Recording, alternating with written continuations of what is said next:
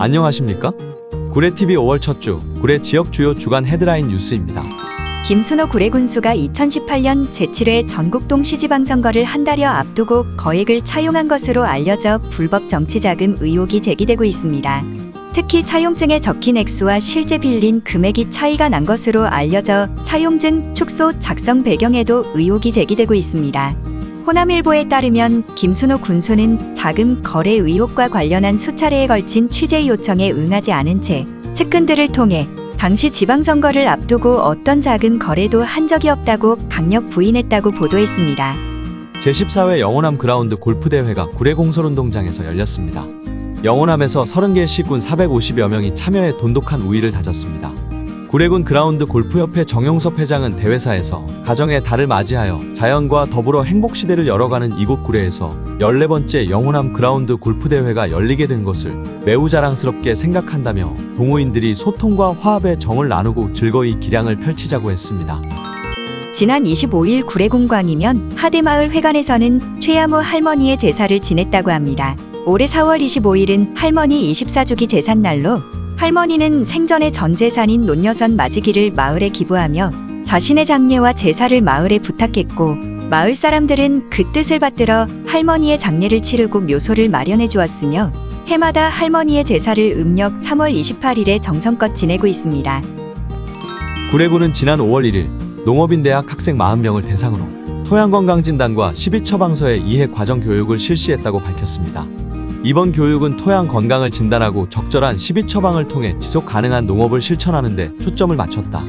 교육생들은 본인의 경작지에서 직접 토양 시료를 채취하고 이를 종합검정실에 분석 기뢰하여 12처방서를 받고 이를 바탕으로 토양 상태를 면밀히 파악하고 건강한 농산물 생산을 위한 작물 재배 계획을 수립하는 뜻깊은 시간을 가졌습니다.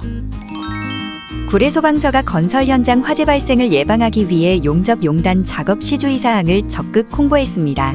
건설 현장 관계자들을 대상으로 용접 용단 작업 시 사전 신고제를 홍보하고 건설 현장 화재 발생 시 즉각적인 대응을 위한 비상연락망 등을 공유했습니다. 김석훈 서장은 건설 현장 화재 주의사항을 지킴으로써 화재로부터 안전한 건설 현장이 될 수 있도록 화재 예방에 적극 힘써주시길 당부드렸습니다. 구례소방서가 농업용 드론 등 농가 현장에서 주로 사용되는 장비 위주로 사고 현장 대응을 위해 농기계 작동 방법 및 안전사고 대처 방법에 대한 교육훈련이 진행됐습니다. 농기계 작동법 및 안전사고 대처 방법에 대한 교육훈련 진행으로 농기계 사고 발생 시 출동한 구조대원들이 농기계에 대한 사전 정보 습득으로 상황을 빠르게 대처할 것으로 기대됩니다. 구례군이 지난 4월 29일 오이데이를 기념하여 경기도 하남시 농협 하나로마트에서 도농생생 구례오이 산지 직송 홍보 행사를 성공적으로 마쳤다고 밝혔습니다. 이번 행사는 전국 최고 품질을 자랑하는 구례 취청오이를 수도권 시민들에게 알리고 오이 소비를 촉진하며 농가 소득 증대를 도모하기 위해 마련됐습니다. 이날 행사는 구례군 시설언예 연합회, 구례농협, 하남농협이 공동 주최했으며 관련 기관과 단체, 오이농가, 오이생산자 협의회 등 50여 명이 참석했습니다. 특히 행사 참여자들은 4,000개의 오이를 무료로 나누며 구례 오이의 우수성을 직접 홍보하는 시간을 가졌습니다. 전통 서당의 풍경이 고스란히 남아있는 곳이 있습니다. 전남 구례군 문청면 토군마을에 자리한 초동서사가 그곳입니다. 1934년 겸산 안병탁 선생이 처음 문을 연 이래 전통 한학 교육의 산실로서 보존되고 있습니다. 선생의 덕행을 기리기 위해 매년 5월 첫째 주 토요일이면 전국 각지의 제자들이 모여 제향을 봉행하고 있습니다. 올해 5월 3일에 초동서사에서 제향이 열렸으며 시조 경연대회도 함께 개최되었습니다.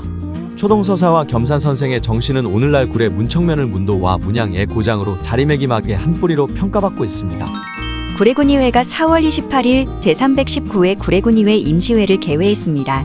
이번 임시회는 하루 일정으로 진행되었으며 주요 안건으로 한국전력공사 구례지사 폐지반대 건의안과 담배 제조물의 결함 인정 및 사회적 책임 촉구 건의안을 채택하였습니다.